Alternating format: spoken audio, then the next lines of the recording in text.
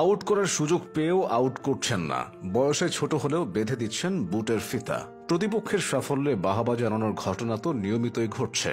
Cricket কেন ভদ্রলোকের খেলা, এই ঘটনাগুলোই তার যথার্থ প্রমাণ। বল ব্যাটের লড়াইকে ছাপিয়ে অনেক সময় ক্রিকেট মাঠ এমন কিছু ঘটনার সাক্ষী হয়েছে যা সবার মনে দাগ কেটেছে। ক্রিকেটারদের স্পোর্টসম্যানশিপের এরকম কিছু নজির দেখে নেওয়া যাক। ভদ্রতা ও নম্রতায় নিউজিল্যান্ডের ক্রিকেটাররা সবসময় সেরা। 2020 সালের অনূর্ধ্ব-19 বিশ্বকাপে কিউই যুবারা একটি মহান কাজ করে।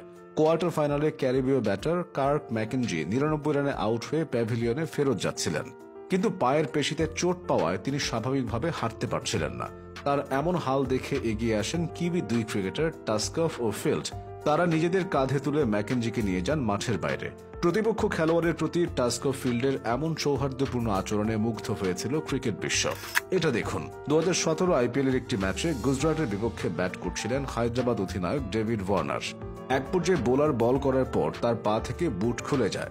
তখন নন স্ট্রাইক প্রান্তে থাকা ওয়ার্নার আগে বুটটি নিয়ে বোলারকে দেন, তারপর সিঙ্গেল সম্পূর্ণ করেন। তার এমন কাণ্ডে সে সময় বেশ প্রশংসা হয়। তবে স্পোর্টসম্যানশিপের এমন নজির তিনি আরো অনেকবার দেখিয়েছেন। বয়সে অনেক ছোট হলেও বেঁধে দিয়েছেন হার্দিক পান্ডিয়ার বুটের ফিতা। সত্যিকারের স্পোর্টসম্যানশিপ কাকে বলে সেটা দেখিয়েছেন শহীদ আফ্রিদি। পাকিস্তান ও নিউজিল্যান্ডের একটি ম্যাচে প্রতিপক্ষ বোলারের ছোড়া একটি বল সজোরে এসে তার কাঁধে আঘাত করে, তবে আফ্রিদি মাথা ঠান্ডা রাখেন। এরপর ওই বোলারের মাথায় হাতও বুলিয়ে দেন। এছাড়া চির প্রতিদ্বন্দ্বী হলেও ভারতের দর্শকদের সাথে ভারতীয় পতাকা নিয়ে সেলফি তুলতে আফ্রিদি একটুও দ্বিধা করেননি। স্পোর্টসম্যানশিপে কম যান না ভারতীয়রাও। সেখানে সবার আগে যার নামটা আসে তিনি ক্যাপ্টেন কুল মহেন্দ্র সিং ধোনি। ভারতের সাথে একটি ম্যাচে ব্যাট করার সময় চোট পেয়ে মাটিতে লুটিয়ে পড়েছিলেন সাউথ আফ্রিকার ফাফ ডু প্লেসিস। তখন উইকেটের পেছনে দাঁড়িয়ে থাকা ধোনি ফিজিওর অপেক্ষা না করে ফাফের পা দুটো টেনে টেনে নিজেই প্রাথমিক চিকিৎসা দেওয়ার চেষ্টা করেন। টাইগাররাও পিছিয়ে নেই। স্পিরিট অফ ক্রিকেটের উদাহরণ দেখিয়ে এদেশের অনেকেই প্রশংসিত হয়েছেন।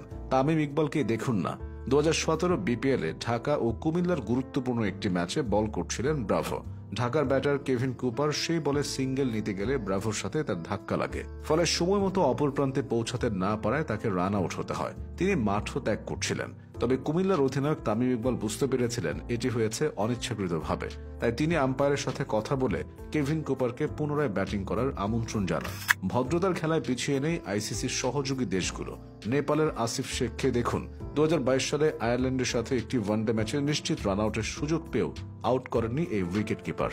মূলত আইরিশ ব্যাটার ম্যাকব্রায়ান রান নেওয়ার সময় হোঁচট খেয়ে পড়ে যান, তাই এভাবে তাকে আউট করতে চাননি আসিফ। পরে এই ঘটনার জন্য তিনি আইসিসির স্পিরিট অফ ক্রিকেট পুরস্কার পেয়েছিলেন। ফেরা যাক নিউজিল্যান্ড প্রসঙ্গে। 2019 বিশ্বকাপে ওয়েস্ট ইন্ডিজ ও কিউইদের মধ্যে ম্যাচটি প্রায় জিতিয়ে দিচ্ছিলেন কার্লোস ব্র্যাথওয়েট। শেষের দিকে ছক্কা হাঁকাতে গিয়ে বাউন্ডারি লাইনে ক্যাচ দিলে তার সব চেষ্টা ব্যর্থ হয়ে যায়। ভেঙে পড়েন ব্র্যাথওয়েট। হতাশায় তিনি মাঠে বসে পড়েন। সে সময় জয়ের উল্লাস বাদ দিয়ে তার কাছে ছুটে যায় কিউই তারকারা। সবাই মিলে ব্র্যাথওয়েটকে সান্ত্বনা দেয়। শেষ করা যাক বাবর আজমকে দিয়ে। পাকিস্তান ও আফগানিস্তানের একটি ম্যাচে তিনি ব্যাট করছিলেন, হঠাৎই তার বুটের ফিতা খুলে যায় আর মোহাম্মদ নবী সেটি বেঁধে দিতে আসেন। তবে বয়সে অনেক বড় নবীকে সম্মান দেখিয়ে বাবর সেটা করতে দেননি। ক্রিকেট মাঠে এমন স্পোর্টম্যানশিপের অসংখ্য নজির রয়েছে।